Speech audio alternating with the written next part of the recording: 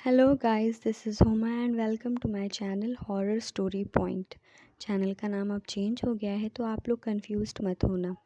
अगर आपको मेरी स्टोरी पसंद आती है तो लाइक शेयर ज़रूर करें, और अगर आप हॉरर स्टोरीज़ के फ़ैन हैं तो मेरा चैनल सब्सक्राइब करना ना भूलें। Let's start the story.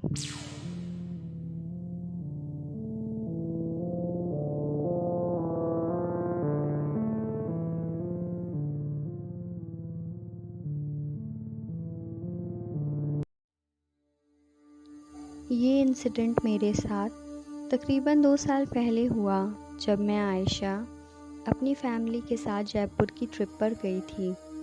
आज भी मुझे वो ट्रिप अच्छी तरह याद है। हम सब खुश थे। काफ़ी टाइम के बाद हम पूरी फैमिली के साथ ट्रिप पर जा रहे थे। मेरे साथ मेरे पेरेंट्स, अंकल आंटी और मेरे कज़न्स भी थे।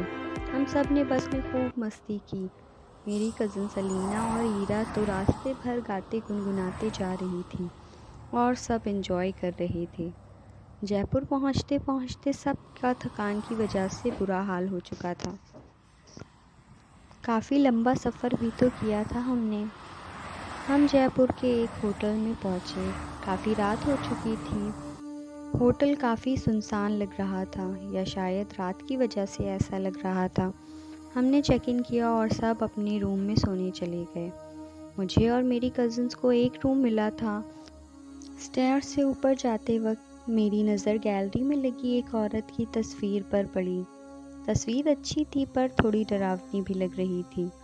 फिर मैंने उस तस्वीर पर ध्यान नहीं दिया। मैं अपनी कज़न्स के साथ रूम में सोने चली गई। थकान की वजह से बेड पर लेटते ही नींद आ गई।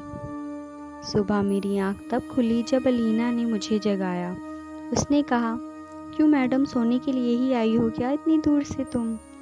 कब से मैं तुम्हें जगाने की कोशिश कर रही हूँ और तुम हो कि?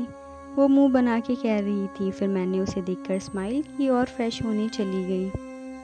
हमने फैमिली के साथ ब्रेकफास्ट किया। सब बाहर जाने के लिए रेडी होने चले गए।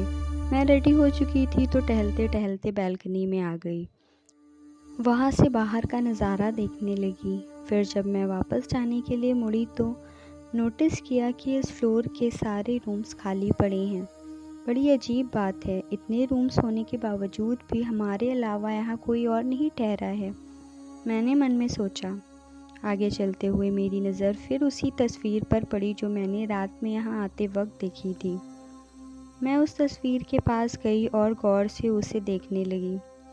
वो तस्वीर एक राजस्थानी ट्रेडिशनल वुमन की लग रही थी, जो दूसरी तरफ देख रही थी। उसे देखकर ऐसा लग रहा था मानो अभी ये अपनी गर्दन सीधी करके सामने देखने लगेगी। फिर मैंने खुद से कहा कि ये सब बेकार की बातें हैं। इतने में ईरा और समीर भी आ गए। ईरा ने मुझसे पूछा, तुम यहाँ क्या कर रही हो? सब रेडी हो गए हैं? फिर हम वहाँ से चले गए और फैमिली के साथ जयपुर की फेमस प्लेसेस घूमने निकल गए।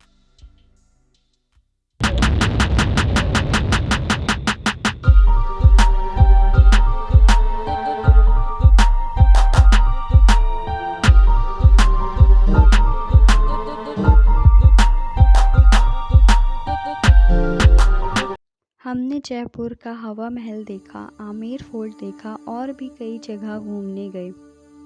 सब ने बहुत एंजॉय किया। हमने फैमिली ग्रुप फ़ोटोज़ ली और कज़न्स के साथ खूब सारी सेल्फी भी। होटल वापस आए तो सब थक चुके थे। सब अपने रूम में रेस्ट करने चले गए। सारे कज़न्स ने मिलकर प्लान बनाया था कि हम सब थोड़ा टाइम रेस्ट करने के बाद जयपुर की मार्केट चलेंगे शॉपिंग करने। फिर हमारे पेरेंट्स भी हमें वहीं मिलेंगे। मैं भी थक चुकी थी तो शावर लेकर आराम करने लगी। आराम करते हुए नींद कब आ गई पता ही नहीं चला। फिर अचानक ही मेरे कानों में अलीना की आवाज़ सुनाई दी, आयशा, कितनी नींद आती है तुम्हें? उठो, चलो जल्दी। तुम्हें याद है ना हमने क्या प्लान बनाया था? अलीना की बात सुनकर मैंने आंखें खोली, पर सिर में शदीद दर्द हो रहा था। मैंने अलीना से कहा, तुम लोग चले जाओ, मैं मम्मी पापा के साथ आ जाऊंगी, मेरे सिर में दर्द है। अलीना ने कहा, ठीक है, तुम अंकल आंटी के साथ आ जाना। ध्यान रखना कहीं ऐसा ना हो कि तुम यहाँ सोती रह जाओ और सब चले जाएं। मैंने उसे घूर कर देखा, फिर वो चली गई। पर मुझे क्या पता था कि अलीना की बात सच हो जाएगी। मैं पेन किलर लेकर सो गई। जब मेरी आँख खुली तो काफ़ी सन्नाटा लग रहा था। मैं फ़्रेश होने के बाद मम्मी पापा के रूम की तरफ गई, पर ये क्या, उनका रूम तो लॉक था। मैंने फिर अंकल आंटी का रूम चेक किया, पर वो भी लॉक था। मुझे थोड़ा गुस्सा आया कि वो मुझे अकेला छोड़कर कैसे चले गए। शाम हो चुकी थी। अब मुझे होटल का सन्नाटा खौफनाक लगने लगा था। मैंने अपनी फैमिली को कॉल करने की बहुत कोशिश की, पर पता नहीं क्यों किसी को कॉल ही नहीं लग रही थी।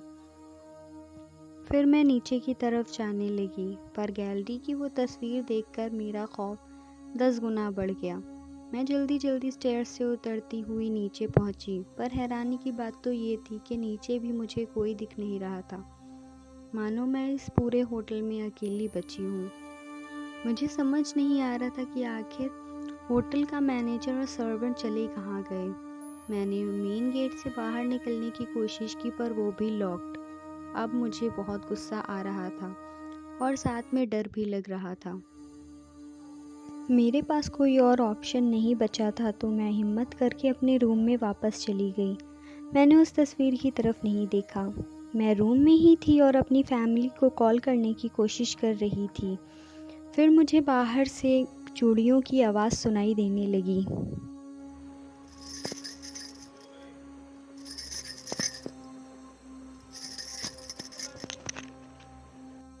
मैंने सोचा कि शायद कोई आया है, पर बाहर देखने पर तो कोई भी नहीं था। मैंने सोचा कि शायद मेरा वहम होगा, पर कुछ देर बाद फिर से आवाज़ आने लगी।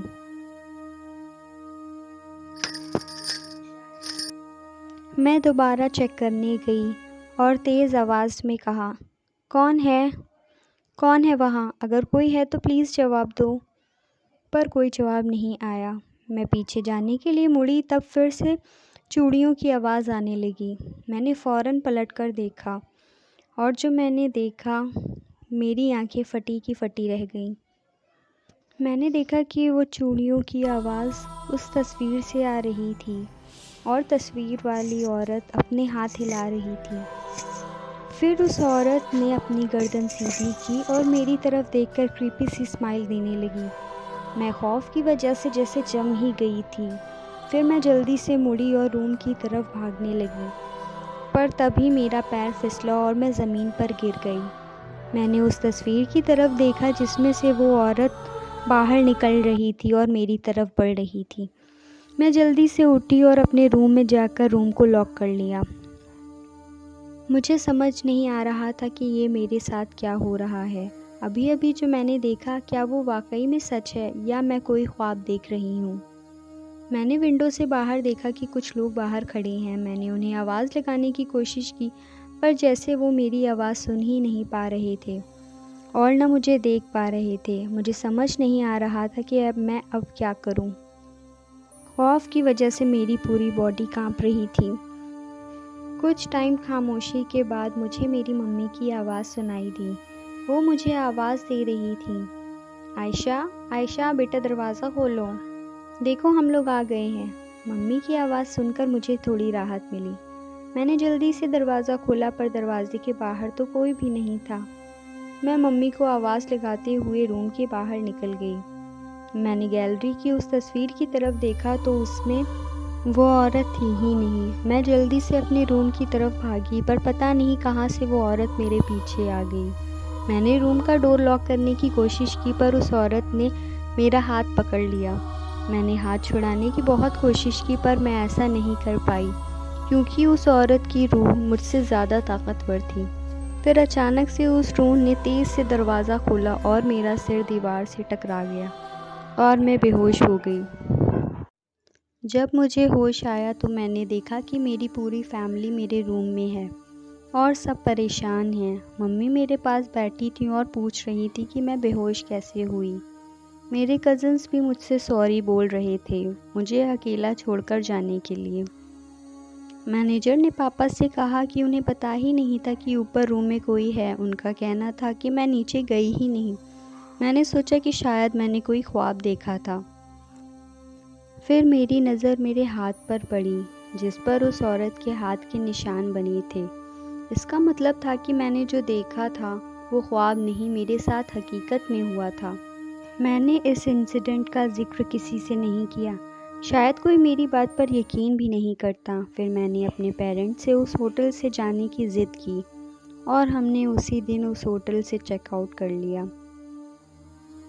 आज भी मैं जब जयपुर का नाम सुनती हूँ तो मुझे उस होटल का खौफनाक इंसिडेंट याद आ जाता है।